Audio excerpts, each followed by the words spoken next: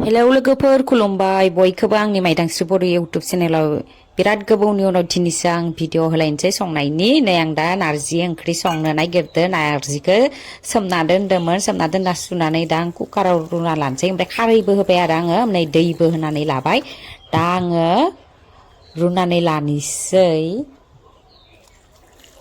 नारजि ओंख्रि जायैयाबो गोबावथार जाबायमोन ओमफ्राय जानो लुगैनानै नै दा संनोसै दा अमा बेदर लायनो थांदो आं रुनानै लाग्रोनोसै आरो फोमोनना लाग्रोनोसै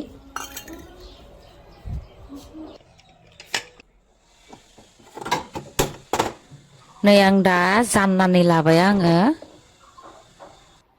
सिटिबो होबाय सिटिखौ आङो खेबबा सयबारसो होबाय आरो आङो सिटिखौ दा आं नायनोसै माबायदि जादों माथो गेब्लेयाखै माने मोजां एरफिननोसै आं दा खारैखौबो आङो होना लाखादोंमोनानो गेब्लेबाय आरो सानैखौसो बोरैबा नुदोंमोन ना सानैया गेब्लेयाखै बायदि नै दा गेब्लेजोब्बायानो रावबो भिडिअ खामग्राबो गैया नालाय डिस्टार्ब जायो आरो नै हमनो गिदिंलाबायो आं एग्लिजोबनानै लाबाय आं दा ओमफ्राय आं सागं सानानै लागोन आरो आङो नै आं दा सागं साना लाबाय पाक्रास खामखांबाय आरो आङो ओमफ्राय नै दा आं एरगासिनो गेब्लेबाय नै लोगोफोर नारजिया दोलो गेब्लेखाबाय आरो ओमफ्राय दा अमा बेदरा सफायथ'वाखै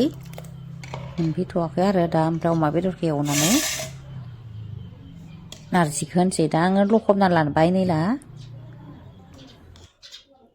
नारजिखौथ' आङो नै दोलो गेब्लेहोना लाबाय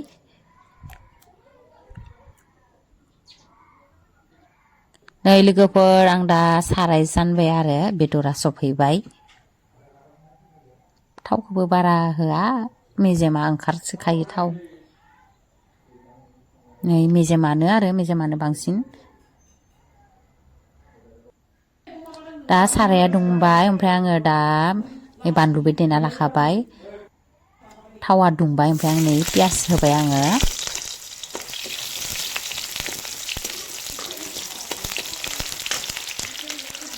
ओमफ्राय देना लानायखौ होनोसै होजोबा आधा होना लाबाय आरो आङो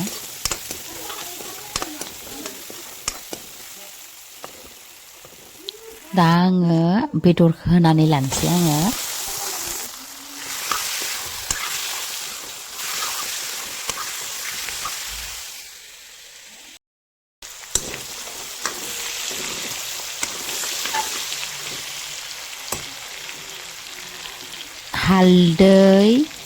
हालदै होनानै लाबाय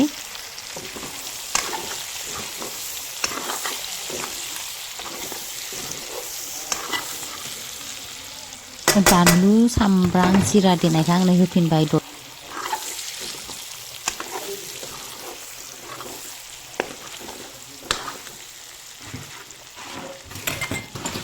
दा आङो होनानै लानोसै आङो नारजि गेब्लेहोना लाखानायखौ दोलोथ' गेब्लेखाबायानो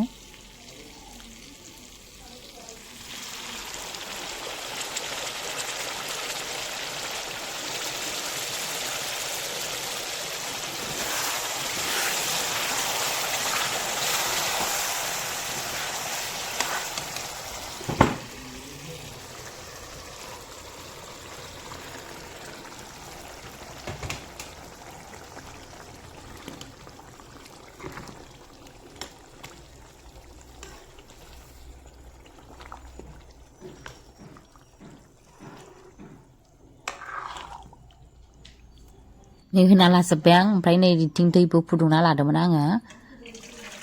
ओंख्रियावनो होना लानो होननानै होमबा थाब गोदौआ आरो दै गुदुं फुदुंनाय होबा